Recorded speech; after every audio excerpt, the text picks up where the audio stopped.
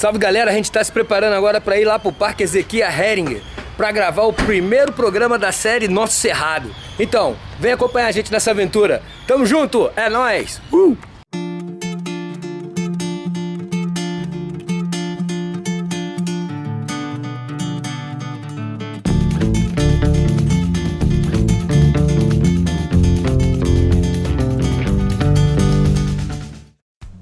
O Parque Ecológico Ezequias Hering possui uma área de 283 hectares.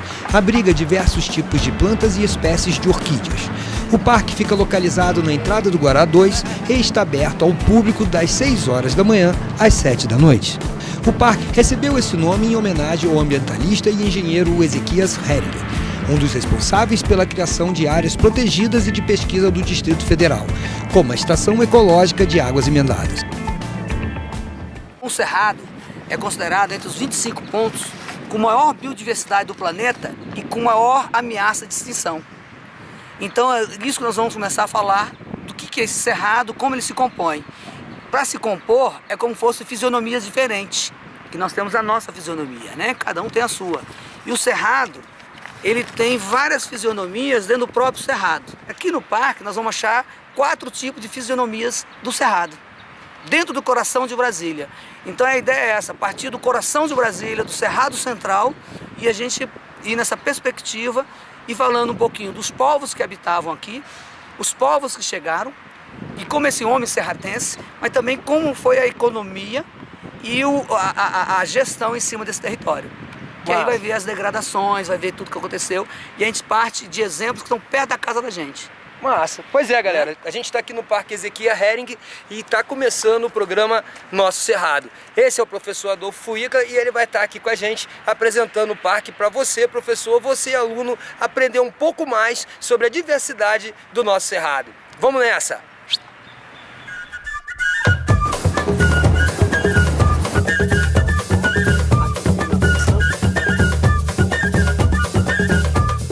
Onde que a gente está exatamente? Falando das fitofisionomias do cerrado, então nós vamos começar hoje esse programa falando dos campos. Esse aqui é um campo de murunduns, agregado com os buritis. É uma área que é considerada uma esponja do cerrado. Por quê? É um campo todo ondulado, formado por argila e um solo mais arenoso, onde é uma esponja que capta toda a água da chuva e aqui se instala para abastecer nossos cursos d'água e nosso lençol freático. Então ele tem uma formação de gramíneas, de campos, aparecendo alguns arbustos, e esses buritis já foram plantados há 10 anos, em média, atrás pela comunidade. Para quê? Para fortalecer, porque essa região, nós vamos ver ali na frente, era uma grande vereda. E a vereda está sempre associada a campos úmidos. Então eu vou mostrar que aqui é uma área de nascente, dentro do coração de Brasília, dentro do Parque Ecológico do Guará, Ezequias Hering. Então é uma formação única no cerrado que pode entrar em extinção. É a esponja onde ela mais capta água, percola, vai para o seu interior e lá mantém o nosso lençol freático. Se nós perdermos essa fitofisionomia do cerrado, que está entrando em extinção, porque é uma área facilmente agriculturável. Ele passa o trator aqui, e a água vai ficar a nível de 1 metro de profundidade. Então é que ele plantar em cima, a raiz vai buscar essa água. Olha aqui, preste atenção, se eu pisar no lugar errado, vai sair água. A água está aqui, a flora, e aqui embaixo é uma argila riquíssima em matéria orgânica. Por quê? Ela está em processo contínuo de revitalização. Então isso aqui não é estático, muito pelo contrário. Ele é dinâmico, vai se renovando. Então aqui nós vamos ver os tipos de capins. Essa florzinha é uma das quaresmeiras, exemplo do campos úmidos e dos campos de murunduns. Nós vamos achar diferentes tipos de orquídeas, diferentes tipos de avencas e também de samambaias. Então uma região única no planeta que só existe no cerrado. E cabe ao homem proteger essas partes para que nós podemos ter água durante muitos anos.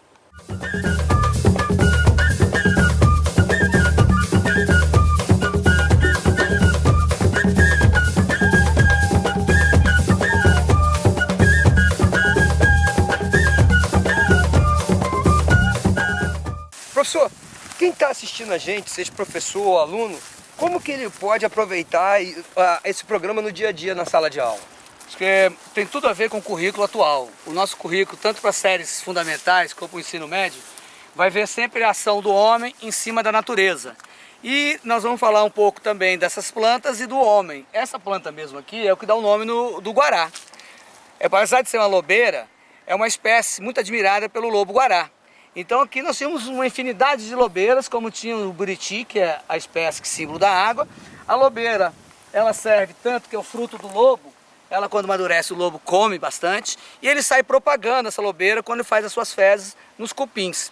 Então é uma espécie que também é usada para as populações tradicionais do Cerrado. Você faz, além de geleia com fruto, mas hoje com a casca tem alguns remédios para diabetes. Então hoje a nossa flora, ela tem um poder medicinal muito grande, mas também cosmético, para condimentos. E aqui nós vamos ver que o nosso Distrito Federal, ele tem de tudo um pouco do Cerrado. E os professores podem usar isso tanto vendo a natureza, mas também vendo a ação do homem em cima dessa natureza. Outra coisa que eu fiquei curioso, então quer dizer que o lobo, além de ser carnívoro, ele também é herbívoro? Como é que é? Me explica essa... E é super interessante esse trabalho do lobo no Cerrado. O lobo é um dos maiores propagadores de sementes. O lobo, ele come mais de 70% da sua alimentação com as plantas, com as frutas. É a lobeira, é os abacaxizinhos, nós chamamos nanás, é as bromélias, tudo ele come, passa no seu trado intestinal e aonde que ele solta as suas sementes, nascem de novo. Ele é um propagador, como nós temos os morcegos, como nós temos o beija-flor, a abelha, é um propagador de espécies, como a arara. A arara pode vir aqui, pega o fruto do buriti e leva para outro canto. E muitas vezes vários animais são esses propagadores. E o lobo é um grande exemplo. Só que no Guará nós não temos mais o lobo, está sumindo a lobeira. Então essa é uma espécie que muitas abelhas, muitas espécies dependem dela. Não só o lobo, mas nós temos formiga, temos cupins. Por que então que é um animal que está em extinção, o lobo? O que acontece?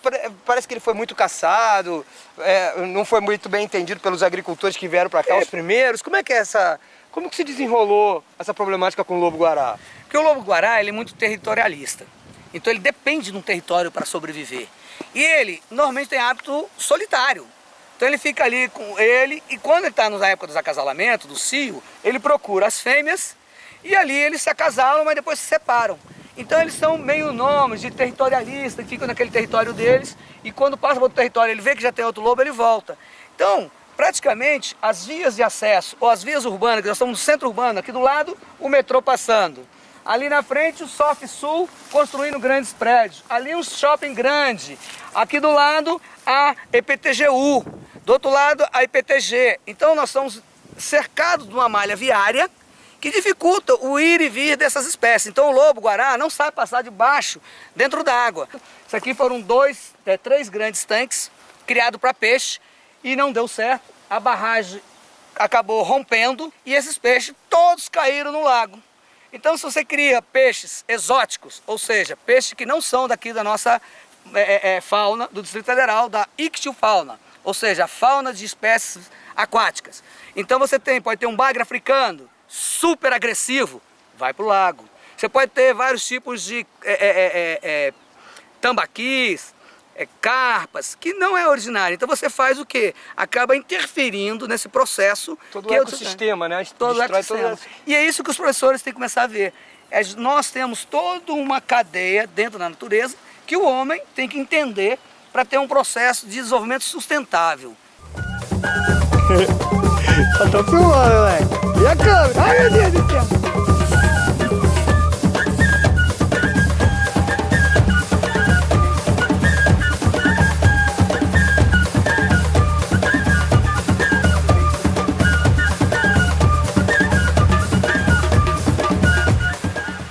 Bom, galera, como vocês podem ver, esse é o Parque Ezequias Heringer. Um monte de espécies diferentes de orquídea, de árvores, de ervas, um monte de coisa, inclusive um pinheiro.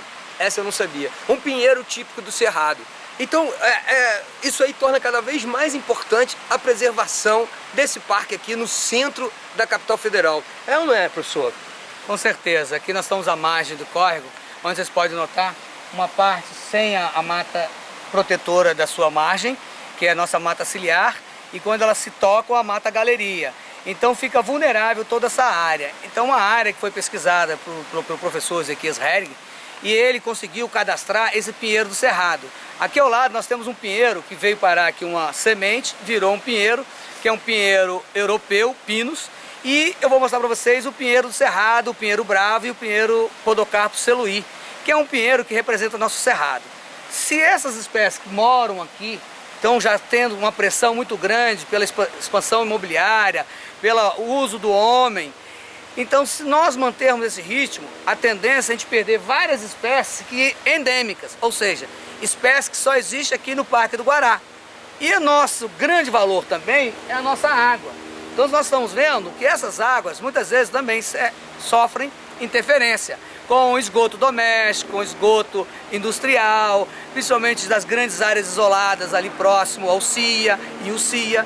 Então é um conjunto de aspectos que deve ser trabalhado pelos professores e ver como a gente pode chegar a um termo de um desenvolvimento sustentável, um desenvolvimento que respeite as futuras gerações no usar dos seus recursos naturais.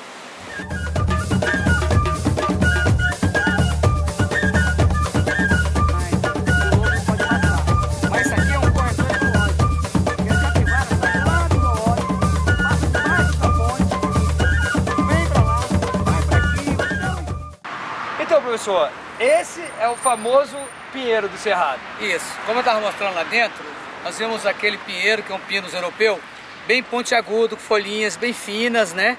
Essa aqui já é uma folha também fina, pontiaguda, mas ela tem uma robustez. Esse aqui é o Podocarpus celuí. É o Podocarpus, o pinheirinho bravo, o pinheiro do Cerrado. Só que essa espécie tem tanto no Parque do Guará, como existia lá no Paraná e existia na região dos Andes. Hoje só é encontrado na nossa região aqui do Cerrado. E o Dr. Ezequias Hering comprovou o outro pinheiro bravo. O pinheiro bravo não tem essa coisa pontiaguda. O pinheiro bravo, a ponta dele é ovalada.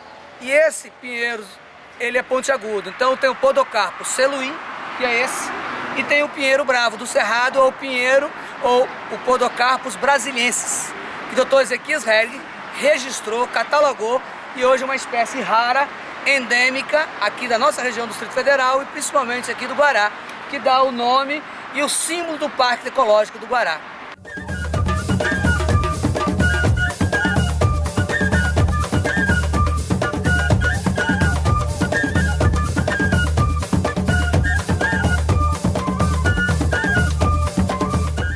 Professor, muito obrigado pela participação no programa. Obrigado para vocês aí também que estão assistindo. Fiquei muito surpreso que aprendi um monte de coisa. Apesar de ser morador do Guará, confesso que eu não conhecia a riqueza do cerrado que a gente tem aqui. Para você que está assistindo a gente, fique de olho. Esse é o primeiro episódio do programa Nosso Cerrado. Em breve nós estaremos em outro lugar falando também desse cerradão. Vamos lá, fique com Deus. Tchau. Foi.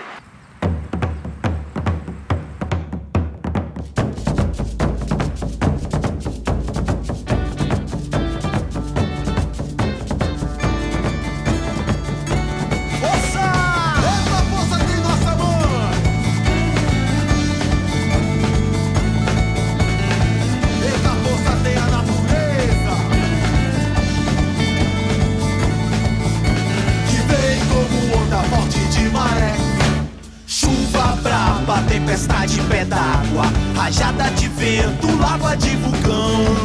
Eita força tem a natureza, eita força, mas que